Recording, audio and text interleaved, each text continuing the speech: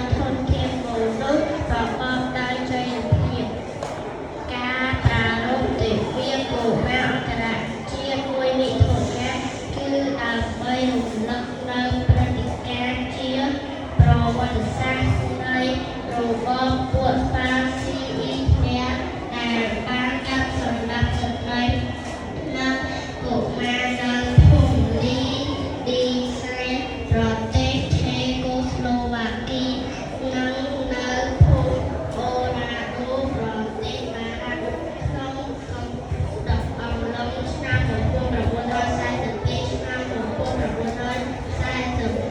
នៃសង្គ្រាមលោកលើកទី2និងដើម្បីរួមគ្នាទប់ស្កាត់អំពើហិង្សាและរក្សាសន្តិភាពពិភពលោកព្រមទាំងជំរុញការអនុវត្តសិទ្ធិកុមារនៅគ្រប់ប្រទេសដោយឡែកព្រះរាជាណាចក្រកម្ពុជាប្រារព្ធទិវាកុមារអន្តរជាតិនេះឡើងដើម្បីលើកកម្ពស់និងជំរុញការយកចិត្តទុកដាក់ចំពោះសុខុមាលភាពសុខវត្ថិភាពការអនុវត្តកុមារការការពារកុមារពីបញ្ហាប្រឈមនិងការរំលោភបំពានគ្រប់រូបភាពជាពិសេសដើម្បីរំលឹកដល់មហាវិនាសកម្មដ៏ធ្ងន់ធ្ងរដែលបង្កឡើងដោយរបបប្រល័យពូជសាសន៍ពលពត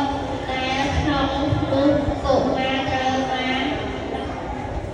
បំបិទសិទ្ធិសេរីភាពទាំងស្រុងហើយទទួលរងនូវការកាប់សម្លាប់ការធ្វើទារុណកម្មការបង្ខំឲ្យធ្វើការជាទម្ងន់ការបំបត្តិអាហារនិងការរស់នៅយ៉ាងលំបាកវេទនាដោយអយុត្តិធម៌ព្រមទាំងបាន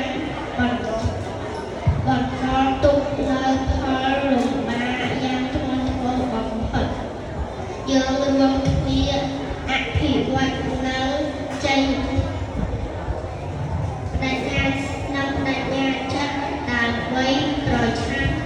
អំពើហិង្សាលើកុមារគ្រប់ទម្រង់ព្រោះថាការប្រឆាំងអំពើហិង្សាលើកុមារគ្រប់ទម្រង់គឺជាការអភិវឌ្ឍជាមនុស្សប្រកបដោយចីរភាពលើពីនេះទៅទៀតកុមារជាទំពាំងស្នងឫស្សីជា